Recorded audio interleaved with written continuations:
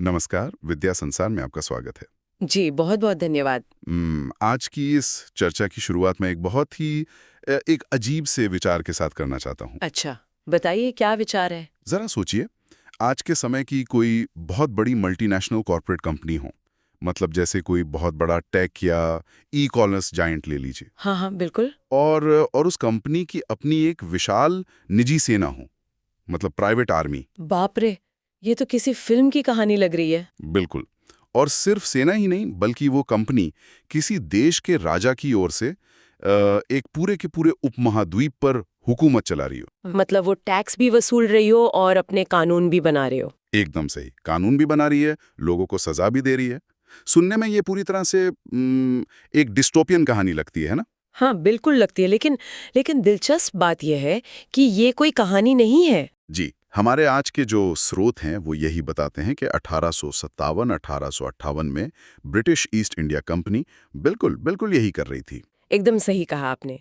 और यही इस पूरी ऐतिहासिक घटना का सबसे बड़ा विरोधाभास भी है। तो आज का हमारा मिशन भी यही है कि हम इन स्रोतों के आधार पर इस घटना की गहराई में जाएं।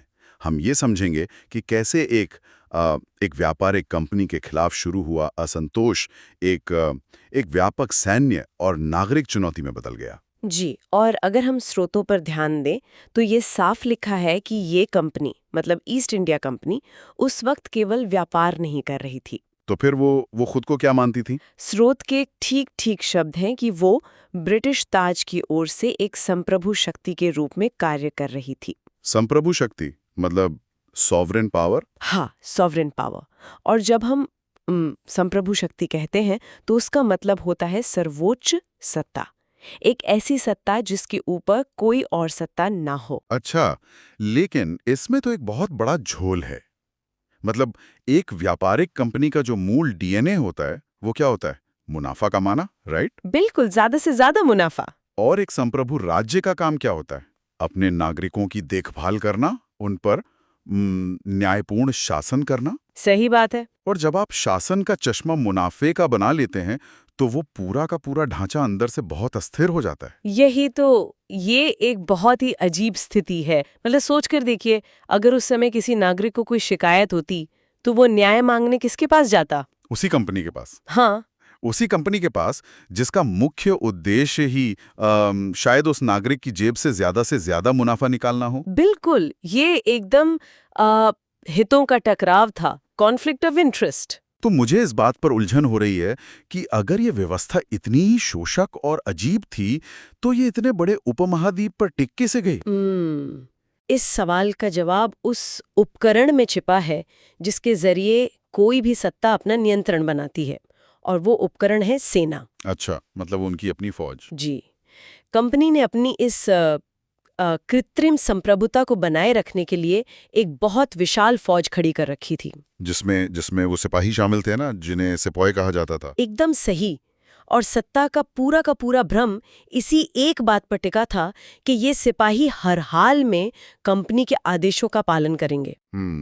यानी सेना ही वो इकलौता गोंद थी जिसने इस मुनाफे और शासन के बेमेल ढांचे को जोड़कर रखा हुआ था। बिल्कुल, आप इसे गोंद कह सकते हैं, उनका सबसे बड़ा हथियार। तो अगर सेना ही वो गोंद थी तो सारा खेल तब पलट जाना चाहिए जब वो गोंद ही काम करना बंद कर दे। हाँ, और स्रोतों में ठीक इसी बिंदु से कहानी पलटती है।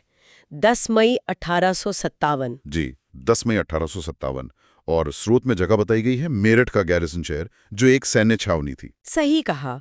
और स्रोत ये भी स्पष्ट करता है कि ये मेरठ दिल्ली से 40 मील यानी लगभग 64 किलोमीटर उत्तर पूर्व में स्थित था। और यहीं से पूरी घटना कंपनी की सेना के सिपाहियों के विद्रोह के रूप में शुरू हुई। लेकिन लेकिन एक बात मेरे दिमाग में खटक रही है। क्या बात? ये जो 40 मील की दूरी है ना, मतलब दिल्ली जैसी एक ऐतिहासिक और महत्वपूर्ण जगह के इतने करीब एक सैन्य शहर में विद्रोह होना, क्या ये सिर्फ एक छोटी सी प्रशासनिक विफलता थी? नहीं नहीं, इसे केवल एक प्रशासनिक या सैन्य विफलता समझना भारी भूल होगी। तो फिर ये क्या था? क्या ये सीधे उस संप्रभु ढांचे के दिल पर हमला था? बिल्कुल। मेरठ में जो हुआ वो कंपनी के शासन के मूल आधार का ढह जाना था। जब हम कहते हैं कि मेरठ दिल्ली से सिर्फ 40 मील दूर है, हाँ। तो हम दरअसल एक राजनीतिक भूगोल की बात कर रहे हैं। दिल्ली उस वक्त सत्ता का एक ऐतिहासिक और बहुत बड़ा प्रतीकात्मक केंद्र था। ओह अच्छा, मतलब वो सिर्फ एक शहर नहीं, एक प्रतीक था। जी, और उसके ठीक मुहाने पर बैठी एक इतनी बड़ी सैन्य छावनी, जिसे व्यवस्था बनाए रखने के लिए ही रखा गया था, जब वो ही हथियार उठा लेती है तो संदेश बहुत साफ जाता है कि सत्ता का एकाधिकार अब खत्म हो गया है। बिल्कुल। 10 मई 1857 को उन सिपाहियों ने केवल अपने कमांडरों को चुनौती नहीं दी थी, उन्होंने उस पूरे भ्रम को तोड़ दिया था कि ईस्ट इंडिया कंपनी अपराजय है। क्या बात है। मतलब जिस तलवार के दम पर कंपनी संप्रभु शक्ति होने का दावा कर रही थी, वो तलवार अब उल्टी दिशा में चलने लगी थी। एकदम सही उपमा दी आपने, तलवार उन्हीं पर वार कर रही थी। ये तो ऐसा हुआ कि किसी बहुत बड़ी मल्टीनेशनल कंपनी की अपनी ही सिक्योरिटी फोर्स ने उनके हेडक्वार्टर के बाहर बगावत कर दी हो। हाँ, और वो भी पूरी ताकत के साथ। लेकिन यहाँ स्रोत में एक ऐसा मोड़ आता है जो मुझे सबसे ज्यादा हैरान करता है। वो कैसे? देखिए, अगर बात सिर्फ बैरकों तक सीमित रहती, मतलब सेना के अंदर तक, तो शायद ब्रिटिश इसे सिर्फ एक सैन्य विद्रोह मानकर कुचल सकते थे। जी, जिसे अंग्रेजी में म्यूटनी कहते हैं। हाँ, म्यूटिनी। लेकिन स्रोत साफ बताता है कि ये आग सिर्फ मेरठ तक सीमित नहीं रही। बिल्कुल नहीं रही। ये वहां से निकली और मुख्य रूप से ऊपरी गंगा के मैदान और मध्य भारत में बहुत तेजी से फैल गई, जिसे हम अपर गैंगेटिक प्लेन और सेंट्रल इंडिया कहते हैं। जी। और सबसे महत्वपूर्ण बात जो स्रोत में है कि ये अन्य विद्रोहों और नागरिक विद्रोहों में बदल गई, मतलब सिविलियन रिबेलियंस। हाँ, उत्तर और पूर्व के क्षेत्रों में भी ऐसी घटनाएं बड़े पैमाने पर देखी गईं। तो मुझे आप ये समझाइए कि एक सिपाही की बगावत से एक आम नागरिक कैसे जुड़ जाता है? मतलब जब बैरक की चारदीवारी टूटती है तो खेत और गांव के लोग अचानक हथियार क्यों उठा लेते हैं? ये इस पूरे घटनाक्रम का सबसे जटिल और सबसे खतरनाक चरण था। खतरनाक? ब्रिटिशों के लिए। जी, देखिए, सैन्य विद्रोह और नागरिक विद्रोह के बीच ना एक बहुत गहरी मनोवैज्ञानिक कड़ी होती है। अच्छा, वो कैसे? जैसा कि हमने पहले बात की थी, कंपनी का जो संप्रभु ढांचा था वो पूरी तरह मुनाफे पर टिका था।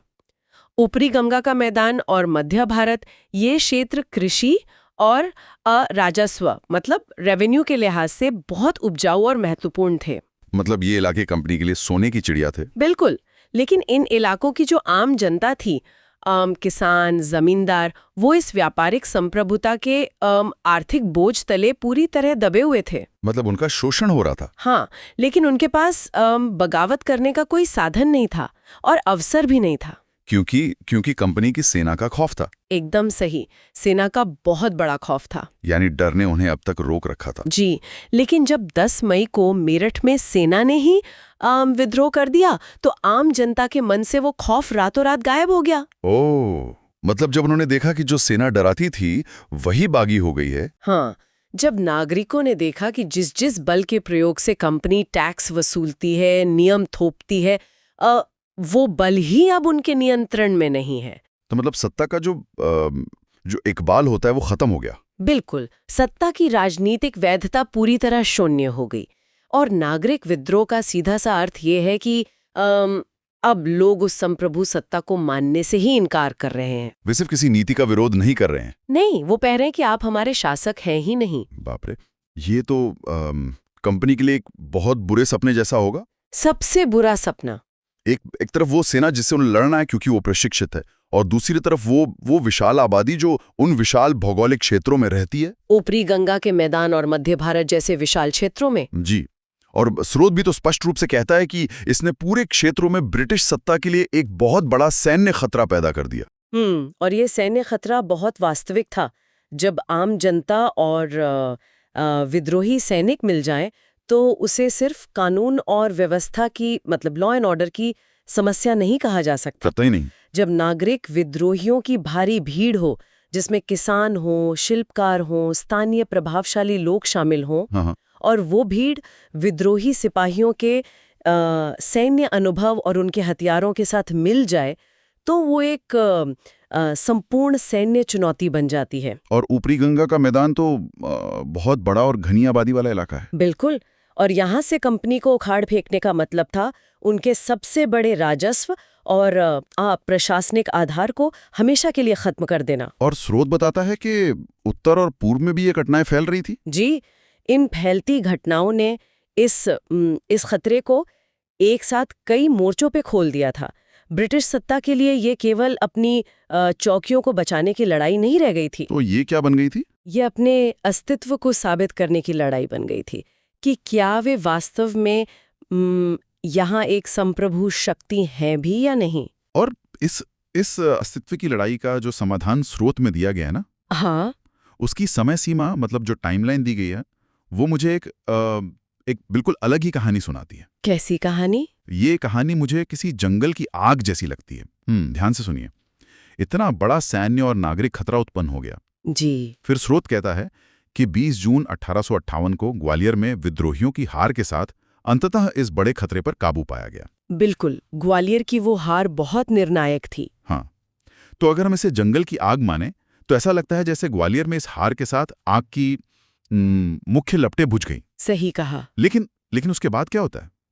1 नवंबर 1858 को ब्रिटिशों ने माफी यानी एमनेस्टी का ऐलान किया। जी, एमनेस्टी। ये है कि अगर जून 1858 में मुख्य खतरा टल गया था तो जुलाई 1859 तक का ये लंबा खिंचता घटनाक्रम क्या साबित करता है? देखिए, जंगल की आग का जो उदाहरण आपने दिया, वो इस स्थिति को समझने के लिए सबसे बेहतरीन है। अच्छा, कैसे? ग्वालियर में 20 जून 1858 की हार निश्चित रूप से वो क्षण था जब विद्रोहियों की कोई बड़ी संगठित सेना मैदान में नहीं बची थी। मतलब जो आमने सामने की जंग थी वो खत्म हो गई थी। हाँ, जो मुख्य लपटें थीं वे बुझ चुकी थीं। लेकिन जब कोई नागरिक विद्रोह होता है ना, तो वो केवल युद्ध के मैदान में नहीं लड़ा जाता। तो फिर कहाँ लड़ा जाता है? वो लोगों के दिमाग में, गांवों में और जंगलों में लड़ा जाता है।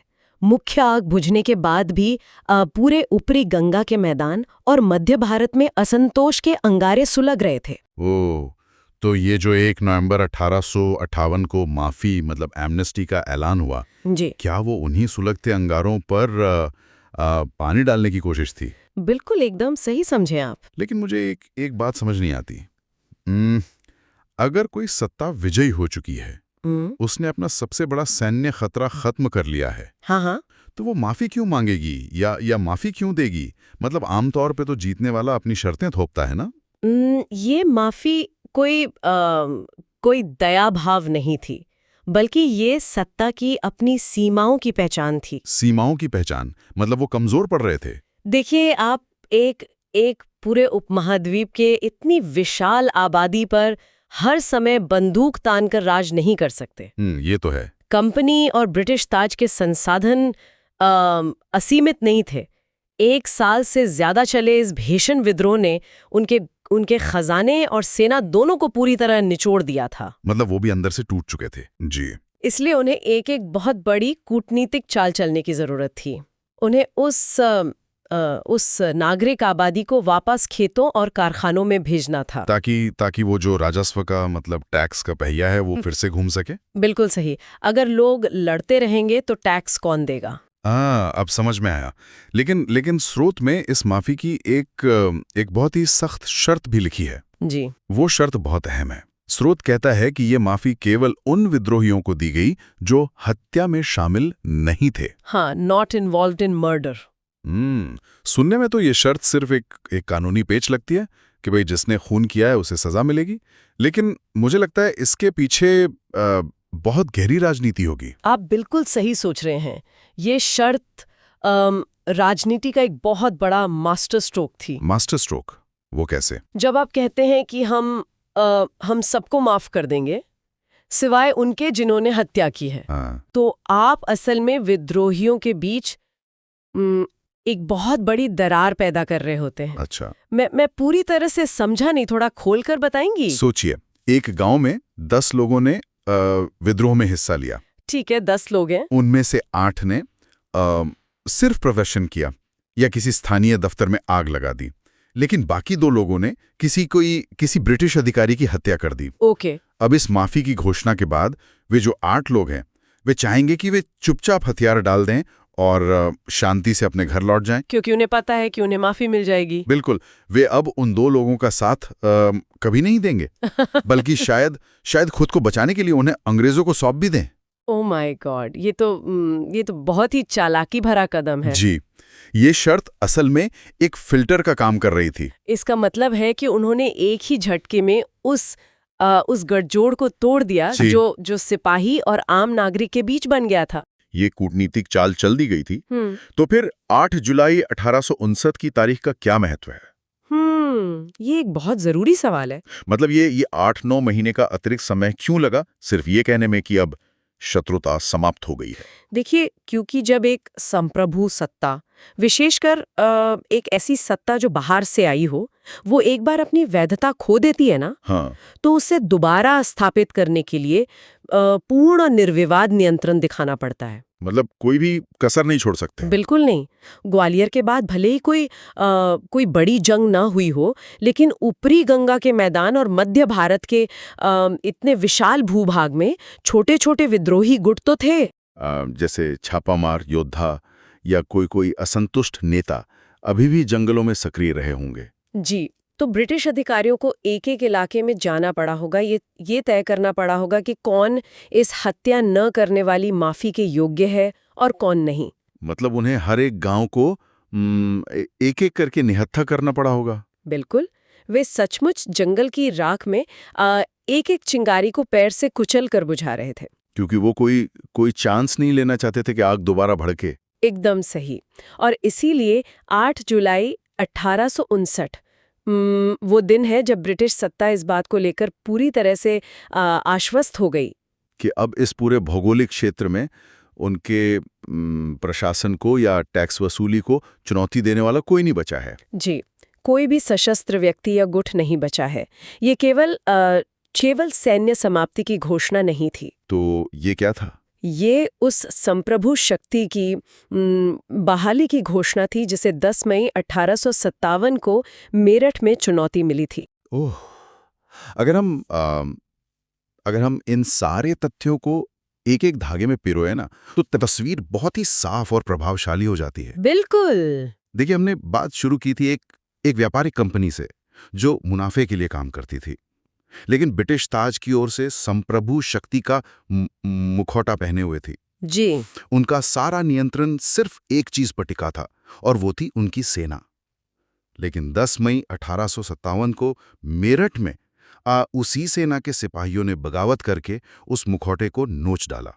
और जैसे ही वो मुखौटा गिरा, जो राजनीतिक शून्य पैदा हुआ, उसने उन विशाल भौगोलिक क्षेत्रों में नागरिक विद्रोहों को जन्म दे दिया। ऊपरी गंगा के मैदान और मध्य भारत में। हाँ। सेना की बगावत ने आम जनता के गुस्से को एक रास्ता दे दिया, जिसने मिलकर उस सत्ता के लिए एक अप्रत्याशित सैन्य खतरा खड़ा कर दिया। फिर उस खतरे से निपटने के लिए ग्वालियर में जून 1858 में जाकर वो निर्णायक सैन्य जीत हुई। जी, लेकिन जैसा हमने देखा, सिर्फ हथियारों से बात नहीं बनी। बिल्कुल नहीं।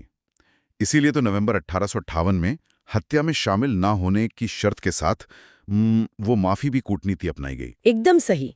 विद्रोहियों को बांटा गया और फिर एक लंबा, थका देने वाला अभियान चला ताकि बची खुची हर एक चिंगारी को बुझाया जा सके, जो अंततः जुलाई 1859 में जाकर पूरी तरह से खत्म हुआ। ये पूरा घटनाक्रम हमें ये दिखाता है कि जब कोई भी सत्ता अपने नागरिकों का भरोसा पूरी तरह खो देती है, हाँ। तो उसे केवल शक्ति के बल पर वापस पाना कितना मुश्किल, कितना धीमा और संसाधनों को सोख लेने वाला काम होता है। बिल्कुल सही कहा आपने। और इस पूरी चर्चा से जो सबसे गहरा और विचारणीय बिंदु निकलकर सामने आता है, वो ये समय सीमा ही है। जी, टाइमलाइन। हाँ, स्रोत में दी गई इन तारीखों पर एक बार फिर से गौर करने की जरूरत है। 10 मई 1857 से लेकर 8 जुलाई 1859 तक, मतलब 2 साल से भी ज्यादा का समय। जी, एक विशाल, आधुनिक और ताकतवर साम्राज्य की नुमाइंदगी करने वाली व्यापारिक कंपनी को केवल ये घोषणा करने में कि अब हालात हमारे काबू में हैं, 2 साल और 2 महीने का लंबा समय लग गया। ये वाकई सोचने वाली बात है। ये अवधि इस बात का सबसे बड़ा प्रमाण है कि ईस्ट इंडिया कंपनी की उस कृत्रिम संप्रभुता के खिलाफ उठी ये लहर कितनी गहरी थी, कितनी व्यापक और कितनी जड़ें जमा चुकी थी। बिल्कुल। एक ऐसी व्यवस्था जो मुनाफे और संप्रभुता के बीच हमेशा झूल रही हो, वो कभी भी स्थायी नहीं हो सकती। और जब वो टूटती है तो उसे समेटने में सालों लग जाते हैं। ये एक ऐसा ऐतिहासिक सबक है जिस पर हमें आज के समय में भी गहराई से विचार करना चाहिए। ऐसे ही और वीडियो के लिए आप किस विषय पर वीडियो चाहते हैं वो कमेंट में ज़रूर बताएं।